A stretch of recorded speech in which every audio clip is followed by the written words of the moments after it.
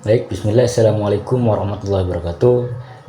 Jadi pada kesempatan kali ini saya akan sedikit menjabarkan materi tentang perkembangan kognitif teori Vygotsky. Teori perkembangan kognitif Vygotsky. Vygotsky mengakui bahwa faktor biologis, misalnya pematangan neurologis, memainkan peran dalam perkembangan. Anak-anak membawa karakteristik tertentu dan menerima yang mereka hadapi untuk situasi tertentu dan tanggapan mereka berbeda-beda. Namun, fokus utama Vygotsky adalah pada peran lingkungan, terutama lingkungan sosial dan budaya anak yang mendorong pertumbuhan kognitif. Konsep sosial kultural. Teori Vygotsky menawarkan suatu potret perkembangan manusia sebagai suatu yang tidak terpisah dari kegiatan-kegiatan sosial dan budaya. Vygotsky menekankan bagaimana proses-proses perkembangan mental seperti ingatan, perhatian, dan penalaran melibatkan pembelajaran menggunakan temuan-temuan masyarakat seperti bahasa, sistem matematika, dan alat-alat ingatan.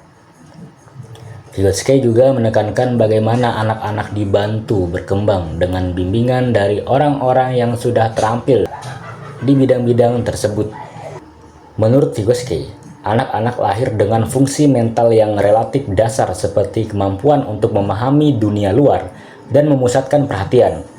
Namun, anak-anak tidak banyak memiliki fungsi mental yang lebih tinggi seperti ingatan, berpikir, dan menyelesaikan masalah. Fungsi-fungsi mental yang lebih tinggi ini dianggap sebagai alat kebudayaan. Tempat individu hidup dan alat-alat itu berasal dari budaya.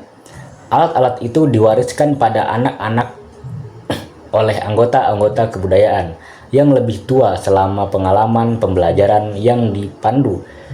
Pengalaman dengan orang lain secara berangsur menjadi semakin mendalam dan membentuk gambaran batin anak tentang dunia. Perkembangan bahasa.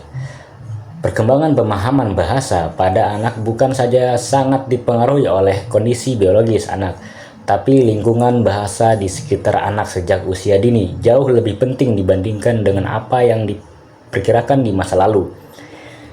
Bagi Piaget, bahasa baru tampil ketika anak sudah mencapai tahap perkembangan yang cukup maju.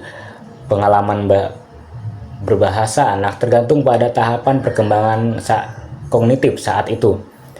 Bagi Vygotsky, bahasa berkembang dari interaksi sosial dengan orang lain. Awalnya satu-satunya fungsi bahasa adalah komunikasi. Bahasa dan pemikiran berkembang sendiri. Tetapi selanjutnya anak mendalami bahasa dan belajar menggunakannya sebagai alat untuk membantu memecahkan masalah.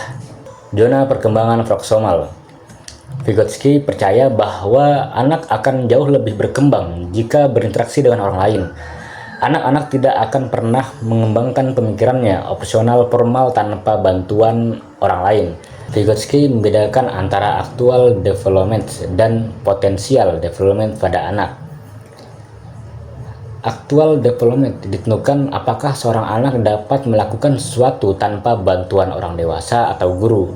Sedangkan potential development membedakan apakah seorang anak dapat melakukan sesuatu, memecahkan masalah, di bawah petunjuk orang dewasa atau kerjasama dengan teman sebaya. Keunggulan teori Vygotsky. Yang pertama, adanya perhatian terhadap konteks sosial budaya. Yang kedua, adanya integritas terhadap pembelajaran sehari-hari dan perkembangan. Dan yang terakhir, adanya kepekaan terhadap keberagaman perkembangan. Oke, mungkin itu saja yang bisa saya sampaikan. Kurang lebihnya mohon dimaafkan. Wassalamualaikum warahmatullahi wabarakatuh.